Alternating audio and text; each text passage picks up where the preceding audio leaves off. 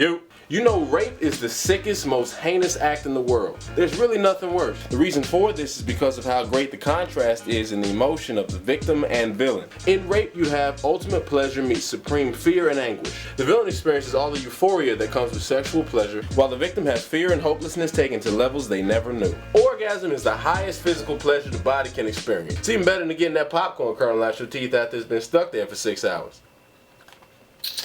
It's a pleasure so good your body convulses with involuntary movements, and it takes a few moments to recover. In the 10 seconds following an orgasm, if you try to do a field sobriety test, you would fail so miserably the police would lock you up immediately. Try to walk in a straight line, you will bust your head open before you take your second step. Poof. So for a feeling that overwhelming to come at the expense of another person's absolute pain and horror, and against their will, makes it the most horrible act known to mankind. Not to mention sex itself was created by God for man and wife to not only procreate, but to fellowship with each other. So even on a spiritual level, rape is an abomination and an act God hates. Once you start getting the things God hates, you're in the danger zone. So what do we do about rape? How do we stop it? I heard one solution says we should teach girls not to dress so sexual.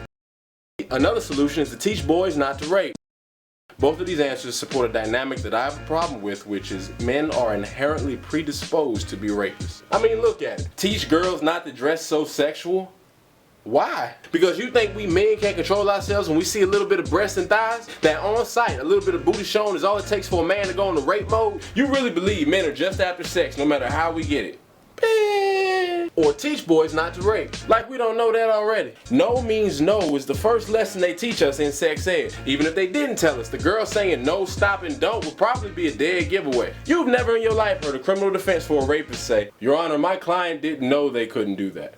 Let me just say this once and for all. Men don't rape. Rapists rape. Men are either trying to protect you, make you happy, or get away from you. None of those things involve stealing vagina. There is nothing about it that can make it worth taking against your will. The guys are always looking at girls walk by or doing cat calls. That don't make them a rapist. I break my neck to look at the sizzling entree when the waiter walks by me at Applebee's. Doesn't mean I want to tackle a guy and run off with the plate. I just make a mental note to order it next time. Like I said, men want to protect you. That's why we spend so much time in the gym.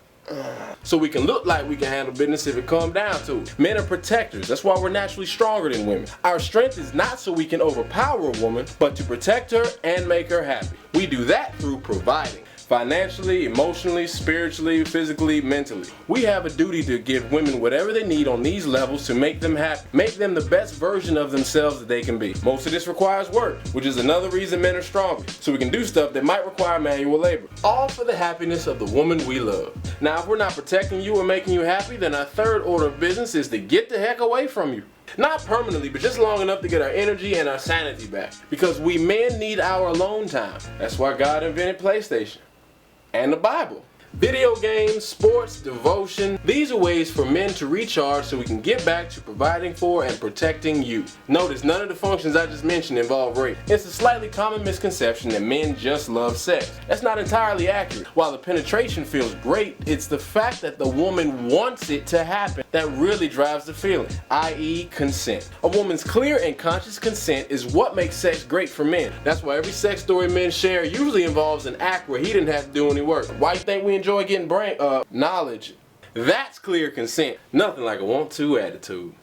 So if men don't rape, then who does? The answer is monsters. With everything we've discussed up to this point, we know that rape requires the severe lack of human compassion and empathy. This deficiency can be found in both males and females. Yes, some people have been raped by females. While acknowledging the majority of assailants are male, that does not make them men. We just learned that what makes a man is his willingness to work, provide, and protect his woman and his family. That type of conviction requires compassion. When compassion for others is absent from a person, what you have is an abomination, a monster. Sad part about monsters is you usually can't tell them apart from men until it's almost too late, which makes interacting with people pretty scary for a woman. It also leads to confusion. Ladies, you already know this, but nothing you wear will ever make a man rape you. Your lowest neckline, your tightest skirt, your thottiest pair of shorts, none of that should or will put you at risk of being raped by men. We will look though. A woman could walk down the street naked as the day she was born and men will have one or two reactions. Either smiling and saying, "That's how you feel?" Or, get her a gym membership or a church membership.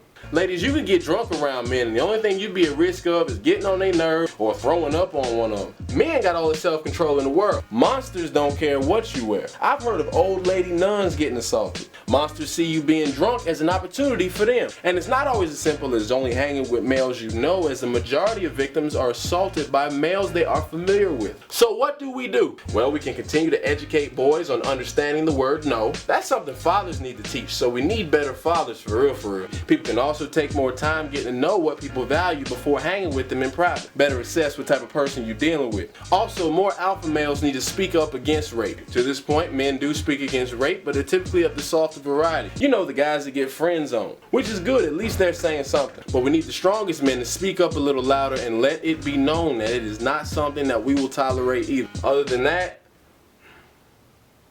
prayer.